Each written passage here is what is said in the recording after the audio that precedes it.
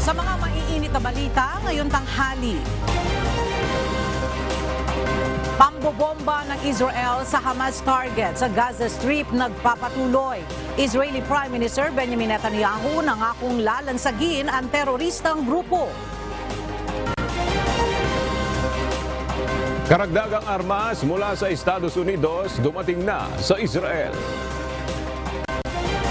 Whistleblower na nagsiwalat ng umano'y korupsyon sa LTFRB, binawi na ang mga akusasyon.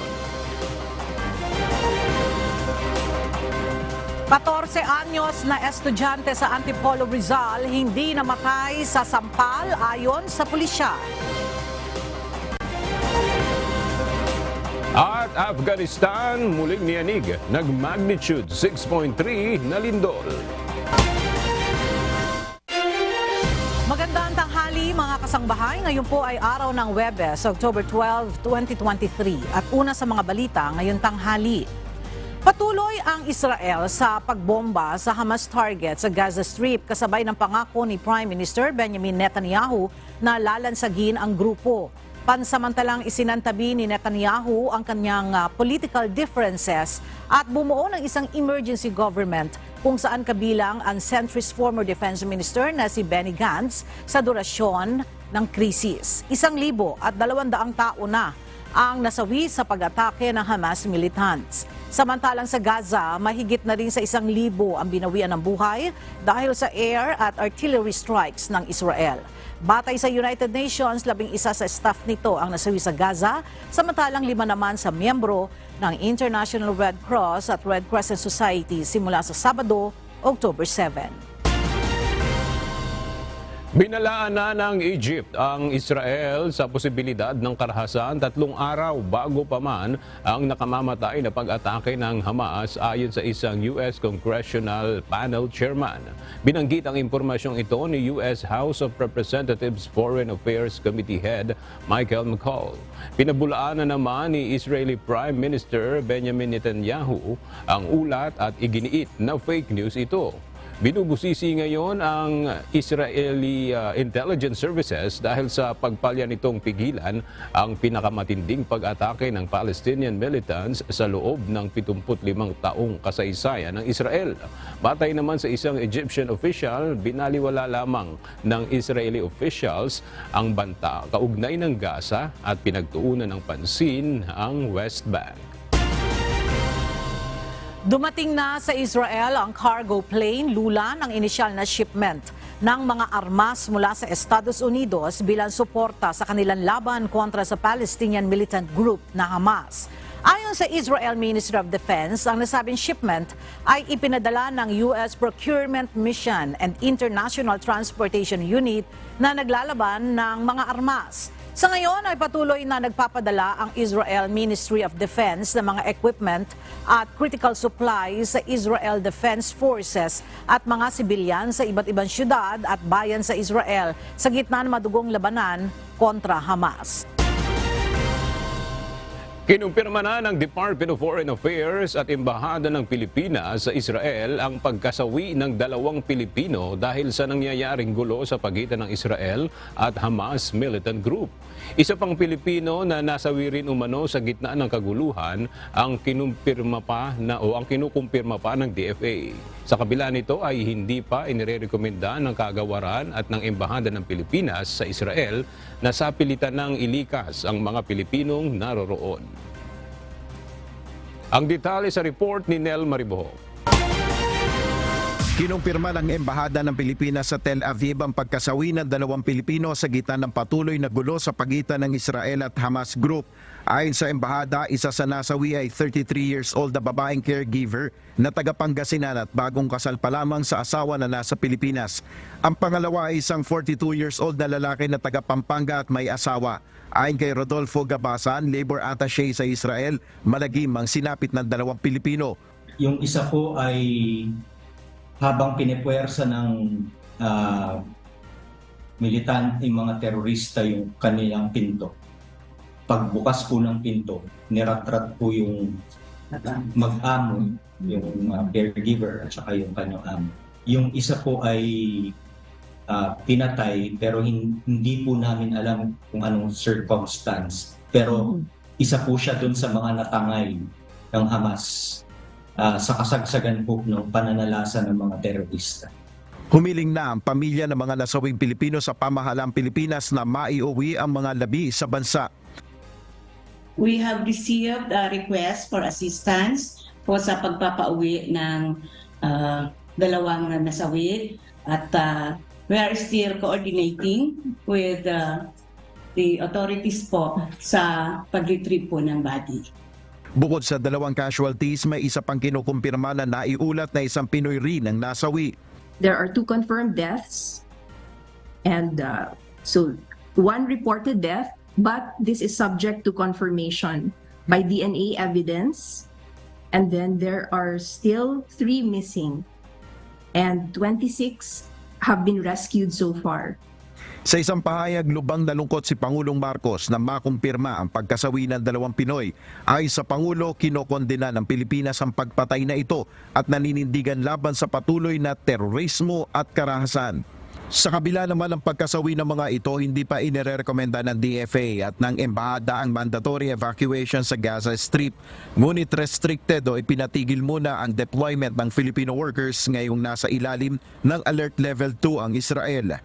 Actually, we're not recommending that, no, because these fatalities happened during the day of attack, no, and the situation, the Israeli Defense Forces have already regained, no, the areas attacked by the Hamas, no. Nakahanda naman ang Armed Forces of the Philippines na magsagawa ng evacuation operation sa Israel kung kinakailangan na. Ayon kay AFP spokesperson Colonel Medel Aguilar, mayroon na silang plano kung papaano ililikas ang mga Pilipino. 2 C-130 at isang C-295 military aircrafts ang planong gamitin ng AFP. Ayon sa DFA, nasa 70 na ang nagpahayag na nais magpa-repatriate mula sa Gaza. Nel Maribuhok, UNTV News and Rescue. Diyos ang aming sandigan, serbisyo publiko ang aming pinahalagahan. Nakipagpulong kahapon kay Pangulong Ferdinand Marcos Jr. si Israeli Ambassador to the Philippines, Ilan Flas, upang pag-usapan ang issue hinggil sa nangyayaring gyera sa pagitan ng Israel at Palestinian militant group. Sa kanilang pag-uusap, tiniyak ng Israeli Ambassador kay PBBM na kasama sa prioridad ng Israeli government ang kapakanan ng mga overseas Filipino workers doon. Sisikapin rin anya ng kanilang pamahalaan na masiguro ang kaligtasan ng ating mga kababayan sa Israel. Pinasalamatan rin ito si Pangulong Marcos Jr. dahil sa patuloy na pagsuporta ng Pilipinas sa Israel sa gitna ng kanilang laban kontra sa grupong Hamas. Nakausap na ni Pangulong Ferdinand Marcos Jr. ang pamilya ng 2 nasawing Pilipino sa Israel. Ito ay matapos makumpirma ang pagkasawi ng 2 Pinoy dahil sa pag-atake ng Hamas militant group. Mula sa Malacanang, may report si Nel Maribuhok live. Nel, may mga detalye ba? Ano yung pinag-usapan ni PBBM at ng pamilya ng mga biktima? Agad tiniyak ni Pangulong Ferdinand Marcos Jr. ang suporta sa pamilya ng 2 nasawing Pilipino dito sa nangyaring gulo sa pagitan ng Israel at Palestinian militant group na Hamas. Sa social media post ni Pangulong Marcos, sinabi niya na kagabi ang pinakamahirap na phone calls na kanyang ginawa bilang Pangulo ng bansa. Ayon sa Pangulo, kaisa ang bansa sa pamilya ng mga Pilipinong nasawi sa gitna ng Israel-Hamas conflict. Patuloy na naninindigan ang bansa para sa kapayapaan. Kahapon, kinumpirma ng Department of Foreign Affairs ang pagkasawi ng 2 Pilipino at may 3 pa na unaccounted. Inaasikaso na rin ng pamahalaang Pilipinas ang repatriation ng mga labi ng mga nasawing Pinoy. Yan muna ang ating update. Balik sa iyo, Aga. Maraming salamat, Nel Maribuhok. Patuloy na binabantayan ng Department of Foreign Affairs o DFA ang kalagayan ng mga Pilipino sa Israel sa gitna ng patuloy na sigalot sa pagitan ng Israeli forces at militant group na Hamas. Ayon kay Foreign Affairs Secretary Enrique Manalo, kanilang bineberipika ang mga impormasyon kung mayroong mga Pilipinong bihag sa kaguluhan.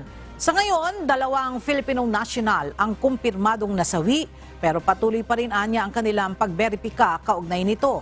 Dagdag ng kalihim, pag-uusapan pa ang magiging plano para sa mga Pilipino na nasa Gaza. Yeah, we are constantly monitoring and trying to verify the information of if there are any other Filipino hostages. Kinumpirma mismo ni US President Joe Biden na ilang US citizens ang binihag ng Hamas militants mula sa Israel. Kininda na rin ng Pangulo ang kasamaang ginawa ng militanteng grupo na itinuturing nitong terorismo at walang kinalaman sa talagang saloobin ng mas nakararaming mga Palestinian. Narito ang report ni Jeffrey Cos.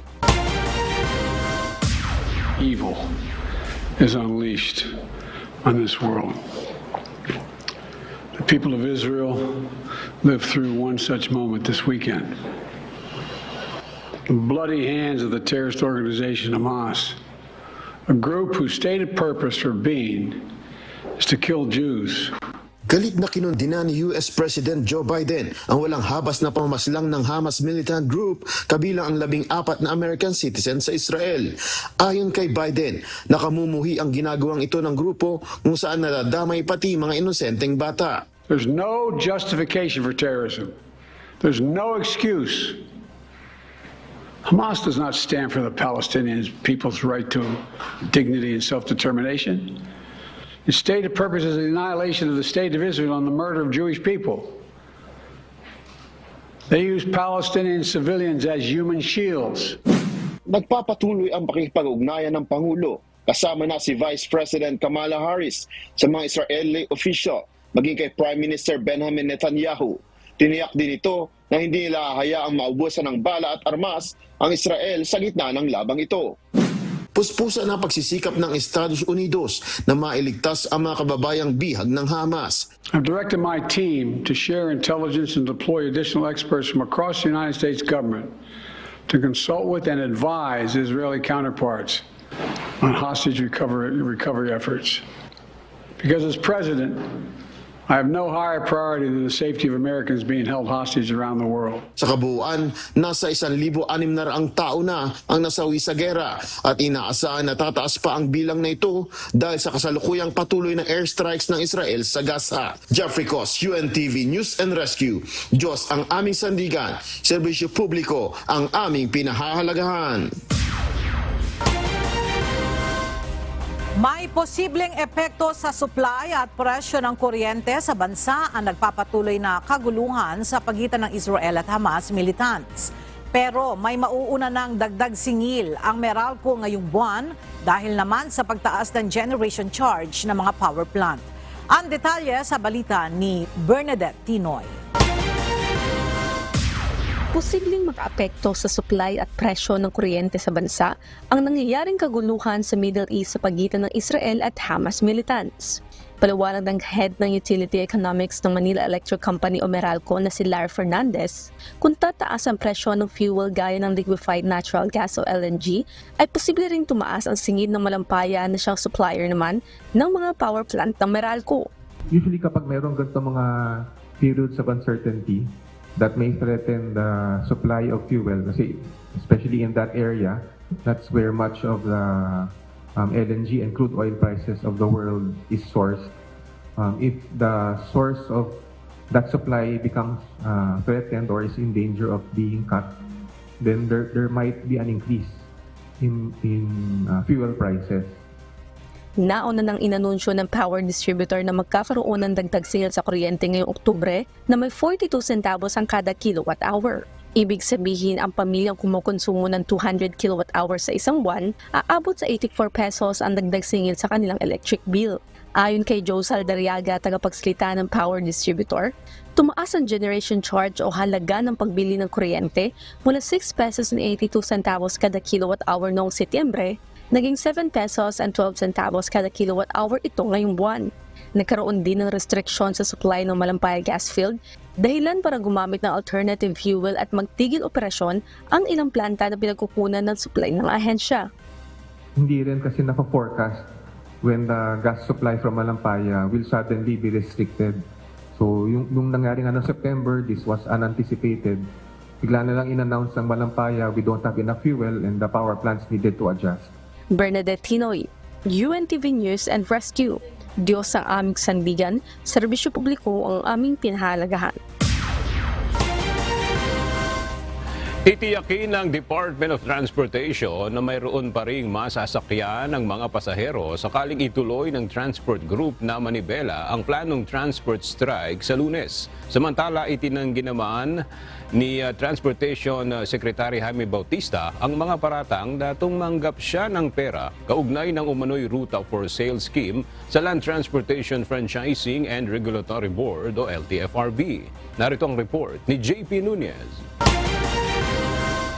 Bilang paghahanda sa transport strike sa Lunes, October 16, titiyakin ng Department of Transportation na magkakaroon pa rin ng sapat na transportasyon para sa mga mananakay na posibleng ma-stranded sa biyahe.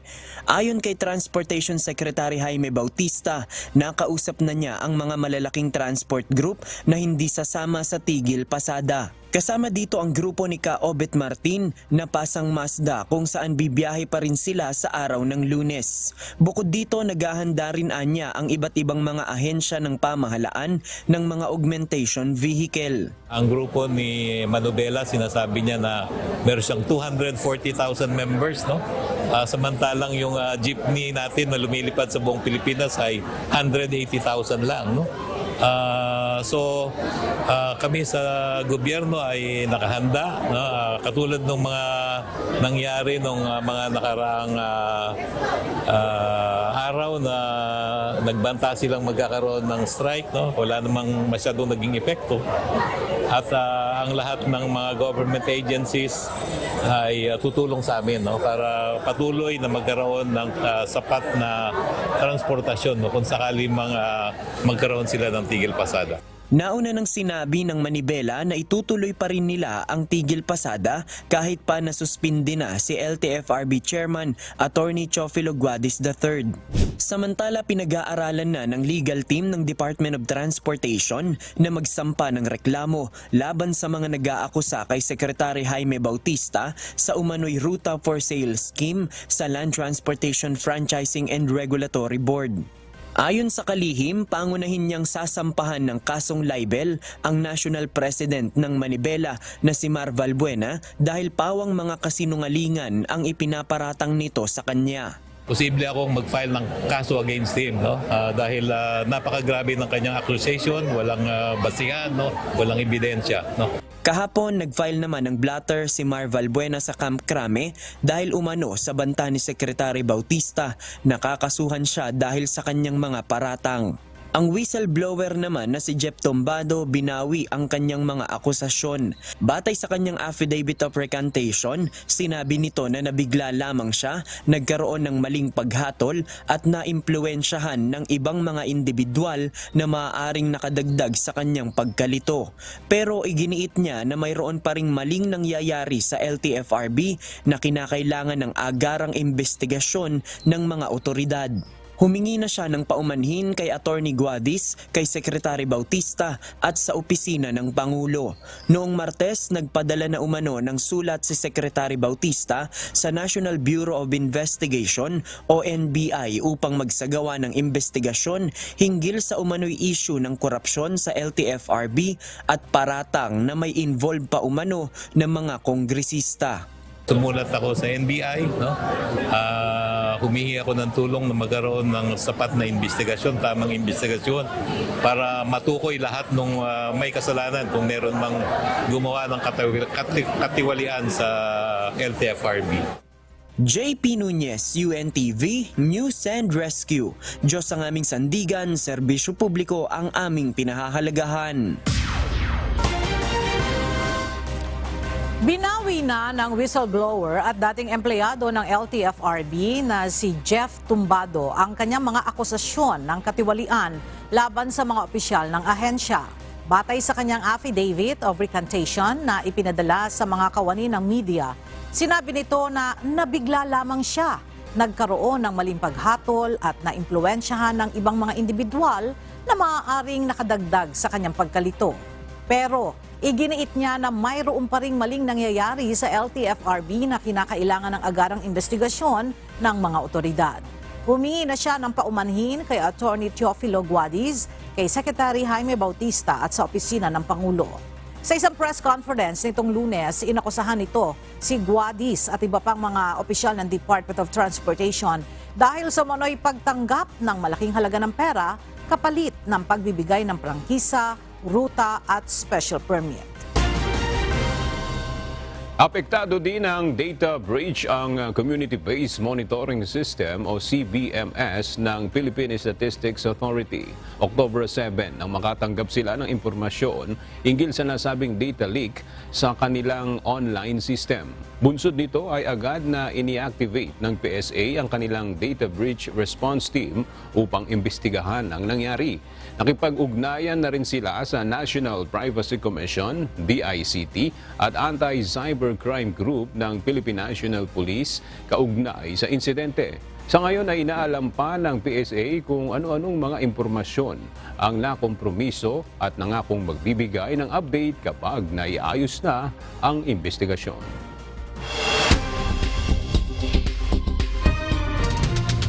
Roundup Balita.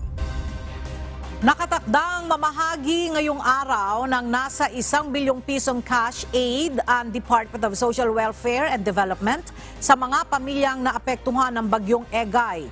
Ayon kay DSWD spokesperson Assistant Secretary Romel Lopez, layo ng pamamahagi ng emergency cash transfer na maibsan ang financial at administrative costs ng kagawaran sa pagdadala ng mga food and non-food items sa mga apektadong lugar. Sa pamamagitan din ng ECT program, mababawasan ang security risk sa mga tauhan nila dahil ibibigay ang ayuda sa pamamagitan ng digital payout. Nagsagawa na ng groundbreaking ceremony ang Department of Transportation kahapon para sa mga resettle sites na ipagkakaloob sa mga residenteng maapektuhan ng konstruksyon ng PNR South Long Haul Project.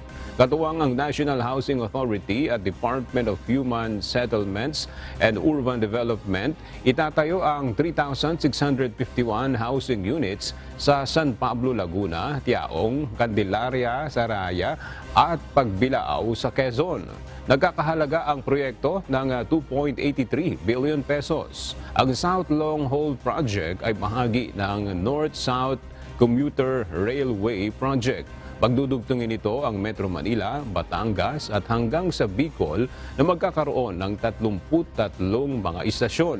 Kapag natapos ang proyekto, inaasahang mas bibilis pa ang biyahe mula Maynila patungong Legazpi City sa Albay na maaaring abutin na lamang ng 6 na oras. May nabuong panibagong low pressure area sa West Philippine Sea. Namataan ito ng Pag-asa sa layong 135 kilometers sa kanluran ng Coron, Palawan. Dahil sa sama ng panahon ay makararanas ng kalat-kalat na pag-ulan ang Bicol Region, Mimaropa, Quezon, Northern Samar at Eastern Samar. Ang Metro Manila at nalalabing bahagi ng bansa ay makararanas ng papulo-pulong pag-ulan, pagkidlat at pagkulog. Ang isa pang LPA ay nasa layong 860 kilometers sa silangan ng Eastern Visayas. Sa ngayon ay wala itong direktang epekto sa bansa. Sa mga susunod na oras ay posibleng hatakin ito palayo sa bansa ni Super Typhoon Bolaven. Ayon sa Pag-asa, maliit ang posibilidad na pumasok pa ng Philippine Area of Responsibility ang bagyo at tatahakin ang direksyon patungong Japan. Tiniyak ng Commission on Elections o COMELEC na hindi makakaupo sa pwesto ang mga mananalong kandidato sa barangay at sangguniang kabataan elections o BSKE na may nakabinbing disqualification case. Ayon sa COMELEC, suspindido muna ang proklamasyon ng mga ito hanggang sa maabsuelto sa kinakaharap na kaso. Narito ang report ni Dante Amento. Hindi makakaupo ang mananalong mga kandidato na hindi pa nare-resolba ang disqualification case dahil halimbawa sa premature campaigning o vote buying. Ayon kay Commission on Elections o COMELEC Chairman George Erwin Garcia, suspindido muna ang proklamasyon ng mga ito hanggat hindi naaabsuelto. Para hindi nila magamit yung proklamasyon, isususpend namin ang proklamasyon. Hindi namin ipapatuloy yung proklamasyon. Napakadalang gamitin ng COMELEC yung kapangyarihang yon. Pero dito sa barangay, gusto namin ipakita, kung kaya namin i-suspend ang proklamasyon, sa barangay, di kaya namin suspend ang proklamasyon kahit sa national and local election. Sa ngayon, mayroon ng 6 na po na mga kandidato na nahaharap sa disqualification case dahil sa premature campaigning o maagang pangangampanya. Bukod dito, may 5 namang mayroon na ring disqualification cases dahil naman sa reklamo ng pamimili ng boto. Gusto natin, turuan sila ng leksyon, na siseryosohin nila yung mga kalatas, yung mga patakaran na meron ng Commission on Elections. At dyan po namin talaga kailangan ang DILG sapagkat siyempre yung Philippine National Police under their supervision, sila kasi yung gagamitin ni Commissioner Maceda na taga-aresto, taga-kalap ng mga dokumento at mga ebidensya. Kaugnay nito, babala ni Department of the Interior and Local Government o DILG Secretary Benhur Abalos na iwasan ng mga lokal na opisyal na masangkot sa vote buying. Bawal po iyan, no? Tandaan po natin right now, very strict ang COMELEC dito. We have to follow their directives. We have to follow the law. We will be coordinating very closely with COMELEC about this at yung mga show cause order ay talagang gagawin po namin. Kamakailan may napaulat na may LG officials na hinarangan ang COMELEC sa pag-issue ng show cause order laban sa mga kandidato na may aligasyon ng maagang pangangampanya. Hinadlangan din umano ng mga ito ang pagbabaklas ng illegal campaign materials. Dante Amento, UNTV, News and Rescue. Diyos ang aming sandigan, serbisyo publiko ang aming pinahahalagahan. Hindi namatay sa sampal ng guro ang 14 anyos na estudyante sa Antipolo, Rizal na si Francis J. Gumikib. Ayon kay Antipolo Chief of Police Lieutenant Colonel Ryan Manongdo, nakasaad na may karamdaman ang bata base sa resulta ng otopsiya at histopathology exam na isinagawa ng PNP Forensic Group. Mula sa Camp Crame, may report si Leia Ilagan live. Leia, base sa resulta ng autopsy at histopathology exam, ano ang dahilan ng pagkamatay ng bata? Magandang tanghali sa iyo, Ella. Ayon kay Rizal Provincial Field Unit Medical Legal Officer Chief Police Lieutenant Colonel Maria Analisa de la Cruz, ang cause of death ay cerebral edema secondary to intracerebral hemorrhage consistent with ruptured arteriovenous malfunction o malformation. Sa layman's term, ito daw ay pamamaga, pagdurugo ng utak at pagputok ng ugat. Sinabi pa ni Dr. De La Cruz na non-traumatic din ang naging sanhi ng pagputok ng ugat sa utak ni Francis J. Isa daw itong rare condition na nangyayari sa mga nasa edad 1 hanggang 18 taong gulang. Ayon naman kay Antipolo City Chief of Police, Police Lieutenant Colonel Ryan Manongdo, natural at hindi dahil sa sampal ang cause of death ng bata. Kayo naman, tuloy aniya Ella ang pagsasampa daw ng kaso laban sa guro dahil sinaktan pa rin ito ang estudyante. Sinabi pa ni Manongdo na naimpormahan na rin nila ang magulang ng bata hinggil sa resulta ng otopsiya. Bukas din daw ang PNP kung ipasusuri nila sa ibang mga eksperto si Francis J. kung duda ang mga ito sa naging resulta ng pagsusuri ng forensic group. September 21 ang sampali ng guro si Francis J. dahil sa pagsusumbong ng mga maingay sa kanilang klase. Nakapasok pa ito Ella ng ilang araw matapos ang pananampal hanggang sa mahilo at magsuka hanggang sa bawian ito ng buhay noong September 26. Balik sa iyo Ella. Maraming salamat Leia Ilagan. Tuluyan nang tinanggal sa serbisyo ang 7 sa 8 pulis na iligal na pumasok sa bahay ng isang dating propesora na pinagnakawan din nila. Nagbabalik si Leia Ilagan. Aprobado na ni PNP Chief Police General Benjamin Acorda Jr. ang rekomendasyon ng PNP Internal Affairs Service na alisin sa serbisyo ang mga pulis na pumasok at nagnakaw pa sa bahay ng dating propesora sa Imus, Cavite noong August 2, 2023. Ayon kay PNP Public Information Office Acting Chief Police Colonel Jean Fajardo, kahapon, pinirmahan ni Chief PNP ang rekomendasyon kung saan 7 pulis ang tinanggal sa serbisyo. Ang mga ito ay sina Police Staff Sergeant Jesus Alday, Police Staff Sergeant Julius Barbon, Police Staff Sergeant Emil Buna, Police Corporal General Cadyang, Police Corporal Lou Amando Antonio, Patrolman Raymel Sar Reyes at Patrolman Rene Mendoza na naharap sa patong-patong na kasong administratibo. 6 counts of grave misconduct 2 counts of less grave misconduct, 1 count of grave irregularity in the performance of duty, grave dishonesty, and conduct unbecoming of a police officer.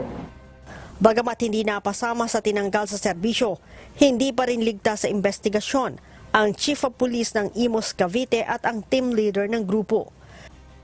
Yung Chief of Police, yung team leader at 4 pa pong non-commissioned officer were found not liable for the grave misconduct charges. However, they will be prosecuted for grave neglect of duty for doctrine of command responsibility po. Ligtas din ang babaeng police non-commissioned officer. Ang naging participation lamang accordingly nitong non-commissioned officer na babae ay during the after the fact na lang po siya pumasok dahil babae po yung involved ay kailangan pong i-freeze po siya yung body search po. So doon po sa pagpasok po sa mismong bahay ay wala pong kinalaman itong non-commissioned officer kaya siya po ay na-exonerate doon po sa kasong grave misconduct. However, kasama po siya doon sa mapapasailalim po sa pre-charge investigation for neglect of duty po. August 2 nang pasukin na naturang mga pulis ang bahay ng dating propesora nang walang bitbit na search warrant. Kita din sa CCTV footage na pinagnakawan pa ng mga pulis ang pinasok na bahay. Leia Ilagan, UNTV, News and Rescue. Diyos ang aming sandigan, serbisyo publiko ang aming pinahahalagahan. Pinababantayan ng Department of Justice o DOJ sa National Bureau of Investigation ang pamilya ng napatay na teenager na si Jemboy Baltazar. At para sa detalye, makibalita tayo kay Dante Amento live. Dante, may banta ba sa kanilang buhay? Bakit sila kailangang pabantayan sa NBI? Magandang tanghali, Ella. Ayon kay Department of Justice o DOJ Secretary Crispin Rimulya, nagpapatuloy naman ang banta, Ella, dito sa buhay nga ng pamilya ng pinaslang na binatilyo. Paliwanag nito, sa simula pa lang ay marami na umanong gustong dutuin ang kaso na hindi aabot sa murder. Kaugnay nito, pinababantayan ng DOJ ang pamilya ni Baltazar sa National Bureau of Investigation o NBI. Bahagian niya ito ng hakbang, Ella, o tulong ng pamahalaan tulad sa mga nagdemanda na hindi sila iiwan ng gobyerno. Noong nakaraang araw ay nakausap ng kalihim ang pamilya ni Jemboy Baltazar dito sa DOJ. May mga kasama na rin itong escort na mula o natauhan ng NBI. Kamakailan ay sumuko sa PNP Criminal Investigation and Detection Group o PNP-CIDG ang 6 na pulis na akusado sa pagkamatay ng binatilyo. Ito ay matapos na maglabas ng arrest warrant ang korte sa Navotas laban sa kanila. Yan muna ang ating update mula dito sa Maynila. Balik kay Ella. Maraming salamat, Dante Amento. Ilan pang ahensya ng pamahalaan ang naapektuhan ng ginawang realignment ng Kamara ng confidential funds.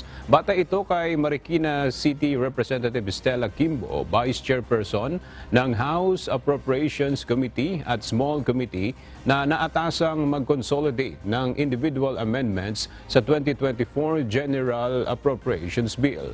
Mula sa House of Representatives, may reports si Rosa Licos live. Rosalie, ano-anong ahensya pa ng pamahalaan yung naapektuhan nitong realignment ng confidential funds?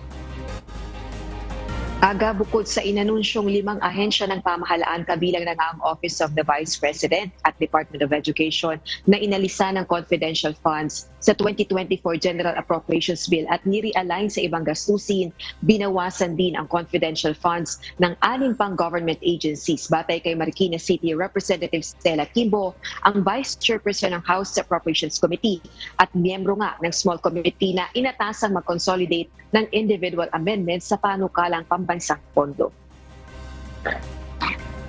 Kabilang na dyan ang Bureau of Customs, Office of the Presidential Advisor for Peace, Reconciliation and Unity, gayon din ang tanggapan ng kalihim ng Department of Justice, Office of the Solicitor General at Anti-Money Laundering Council.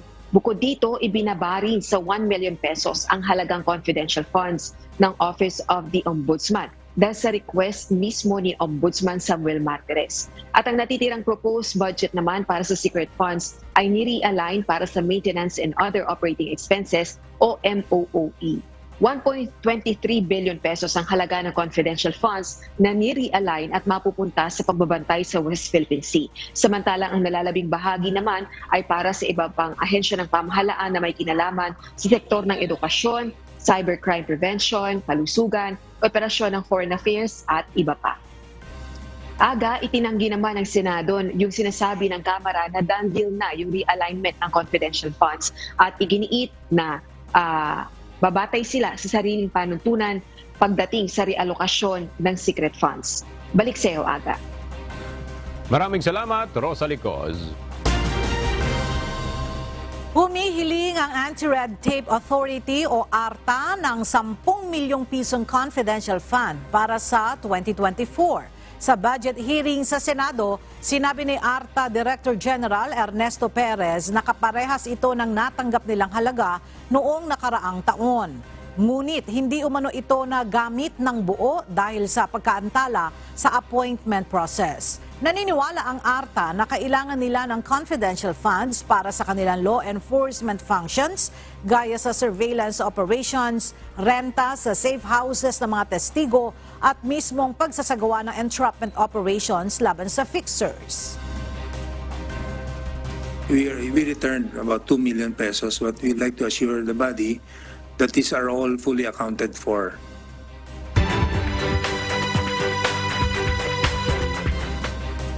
Ipinasara ng provincial government ng Cebu ang 2 canyoneering sites sa probinsya.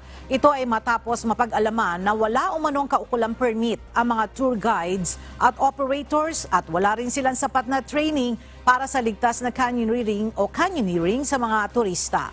At para sa detalye may report si Lalaine Moreno live. Lalaine, ano ang parusa o penalidad na pinataw ng mga otoridad sa mga operators ng canyoneering sites? Ay natatagal ang kanilang suspension. Hindi muna sila maaaring mag-operate hanggang sumailalim sa training itong mga tour guide at tour operators. Kailangan rin, Ella, na kukuha sila ng permit mula sa lokal na pamahalaan. Pansamantala, ipinasara muna ng Cebu Provincial Government ang 2 canyoneering sites sa bayan ng Hinatilan at Malabuyok sa Cebu kasunod sa issue ng seguridad ng mga turista. Batay sa inilabas na executive order ni Cebu Governor Gwen Garcia, mapanganib ang pagsasagawa ng canyoneering activities sa 2 lugar dahil kulang sa kaukulang training ang mga tour guides. Karamihan din sa mga ito ay walang permit o hindi accredited ng probinsya. Ayon sa gobernador, posibleng magdulot to ng panganib sa mga turista, lalo't isang extreme activity ang canyoneering. Tatagal ang suspensyon hanggang sumailalim sa training ang mga tour guides at kukuha ng kanilang permit. Inatasan din ng gobernador ang mga otoridad at pulis na i-regulate o bantayan ang mga outdoor trekking lalo na sa mga falls, baka may mga makalusot. Ito lamang Hunyo ngayong taon, 27 operators ang tinanggalan rin ng permit ng Cebu Provincial Government dahil sa hindi pagbabayad ng kanilang buwis. Pinatigil rin ang lahat ng kanilang tourism-related activities sa Badian, particular na sa Kawasan Falls.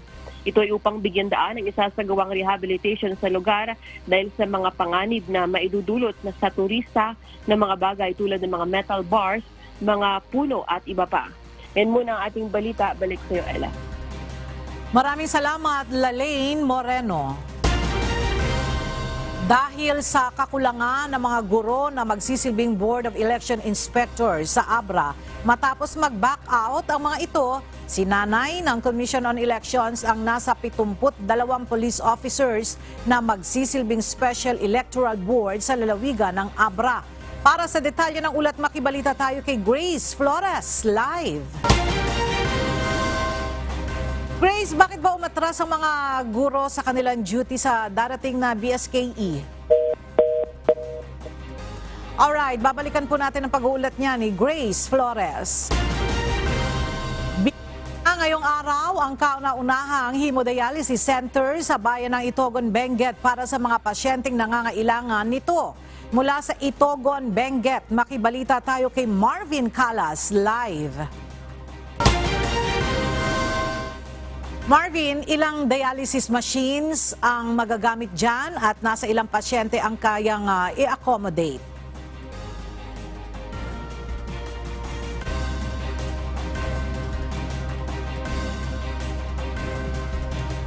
Alright, balikan po natin ang pag-ulat niya ni Marvin Calas.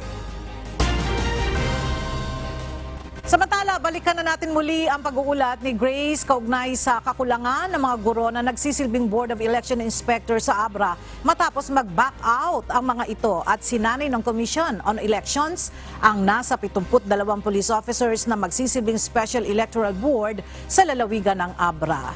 Go ahead, Grace! Yes, Ella, magandang tanghali. Hindi nga bababa sa 13 guro ang nag-back out o nangangamba sa kanilang kaligtasan dahil nga sa nararanasang karahasan dito sa Abra Province. Kaya naman nag-back out sila sa darating na botohan.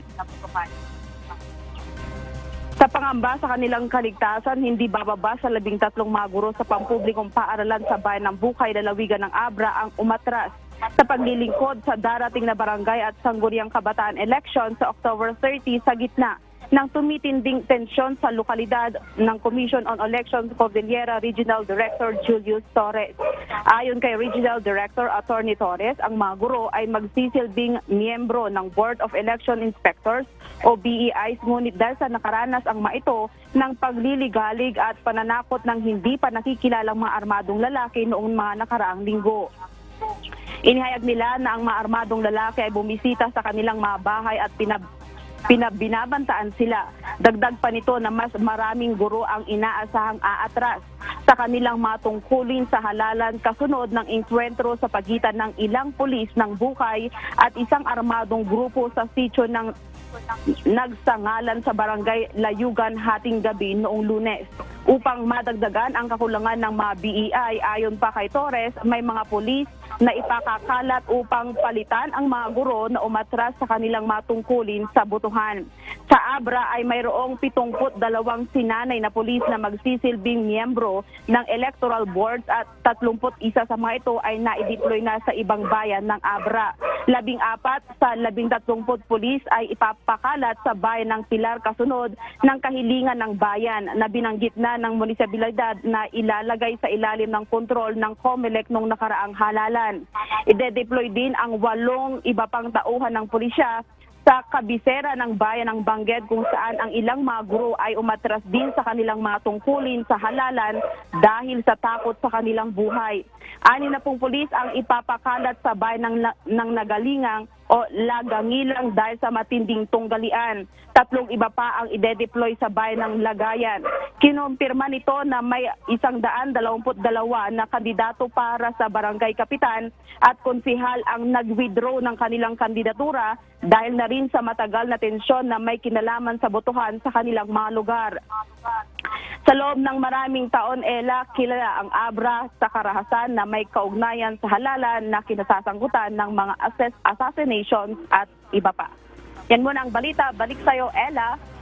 Maraming salamat, Grace Flores. Binuksan na ngayong araw ang kauna-unahang hemodialysis center sa bayan ng Itogon, Benguet para sa mga pasyenteng nangangailangan nito. At mula sa Itogon, Benguet, balikan natin si Marvin Calas live. Marvin, ilang dialysis machines ang magagamit dyan at nasa ilang pasyente ang kayang i-accommodate?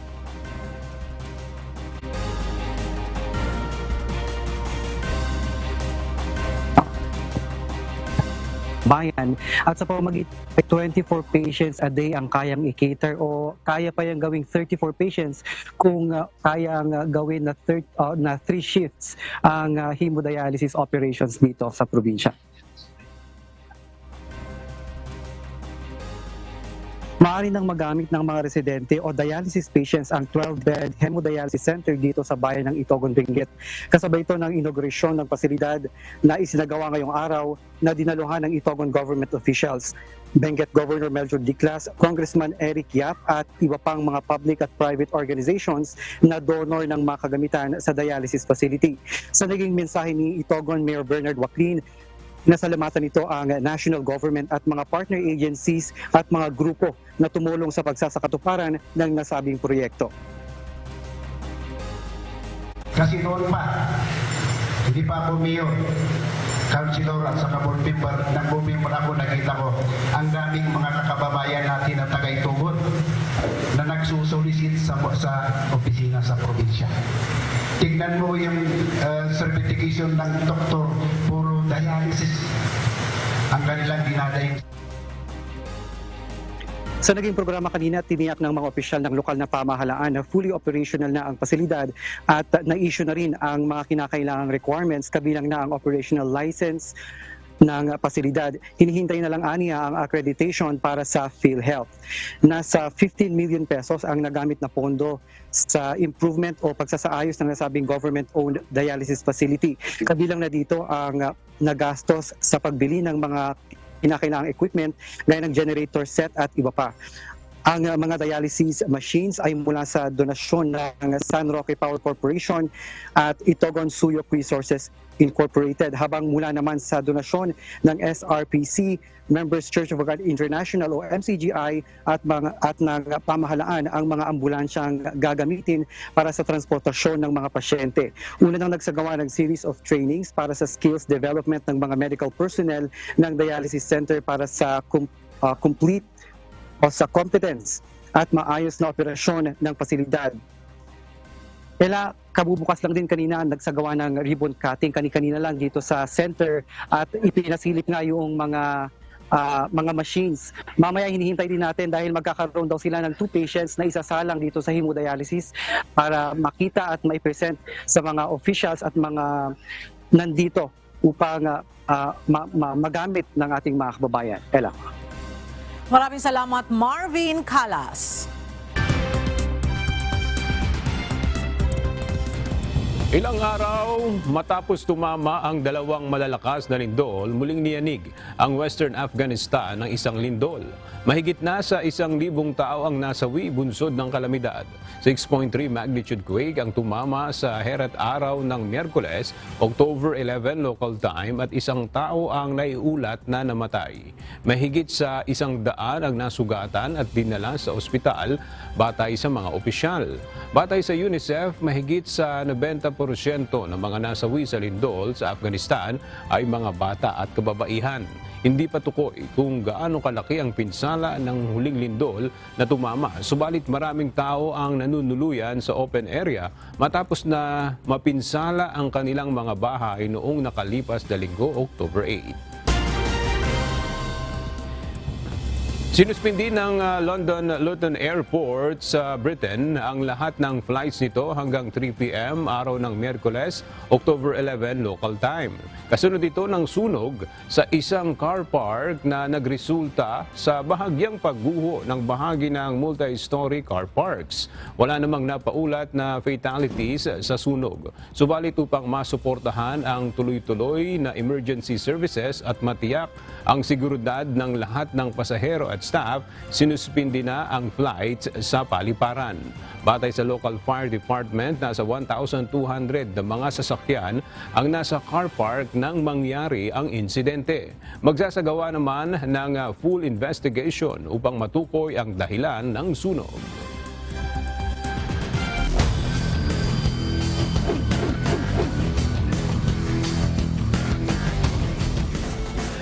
Mas pinalakas na kupunan ng Department of Justice ang magbabalik sa hard court ng Liga ng Public Servants. Tatawagin ang kanilang bagong kupunan na DOJ Beacons na sasabak sa pagbubukas ng UNTV Cup Season 10 sa October 30. Narito ang report ni Gladys Tuambi.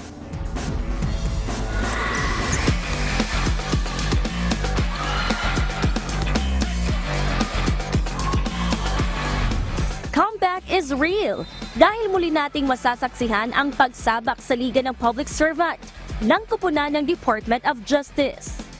Unang sumalang sa UNTV Cup Season 1 ang Justice Department na tinawag na DOJ Hunters noong Season 1. Tinawag na DOJ Avengers noong Season 2. At DOJ Justice Boosters noong Season 3 kung saan ito ang best record nila sa Liga dahil umabot sila hanggang sa quarterfinals. Umabot hanggang Season 7 ang Justice Boosters noong 2019 at hindi na nakabalik noong Season 8 at Season 9. At sa pagbubukas ng UNTV Cup Season 10, excited ang DOJ team sa muli nilang pagsali sa natatanging charity basketball tournament. Tatawagin ngayon ang kanilang team na DOJ Beacons. At sa kanilang pagbabalik, hangad ng DOJ na mahigitan nila ang record ng quarterfinals finish para sa kanilang chosen beneficiaries.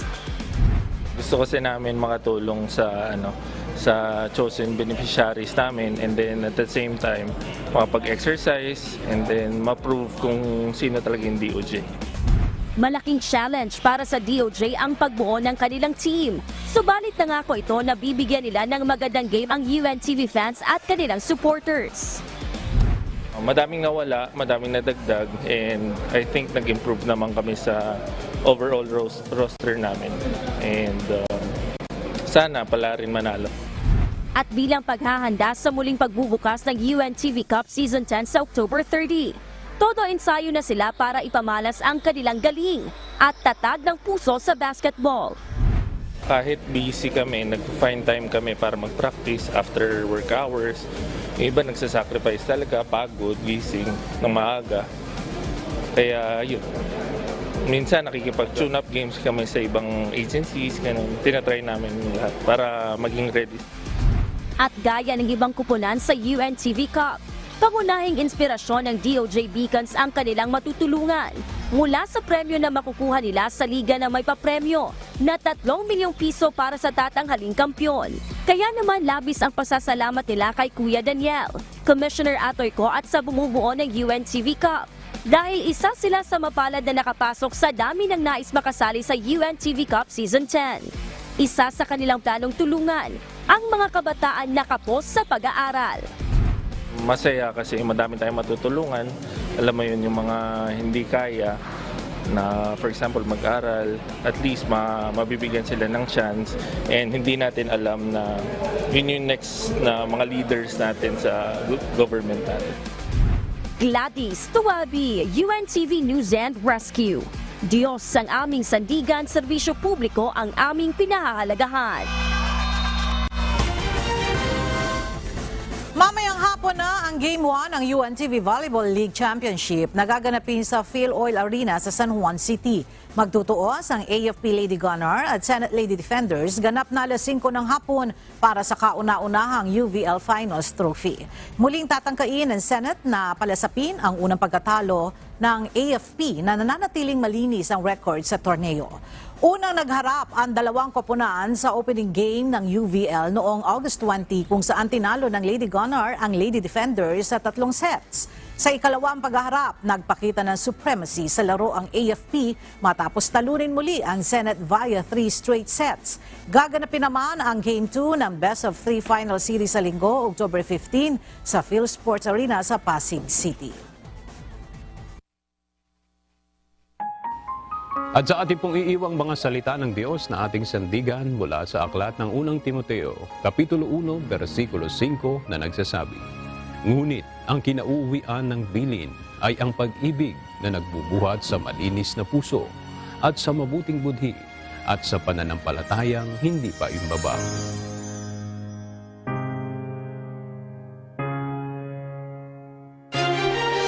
At yan ang mga balita ang aming tinutukan at inaksyonan dahil sa aming pagbabalita, una ang pagkalinga sa kapwa. UNTV Z News, may balita saan mang panig ng daigdig. At dito sa UNTV, Diyos ang aming sandigan, serbisyo publiko ang aming pinahahalagahan. Magandang tanghali.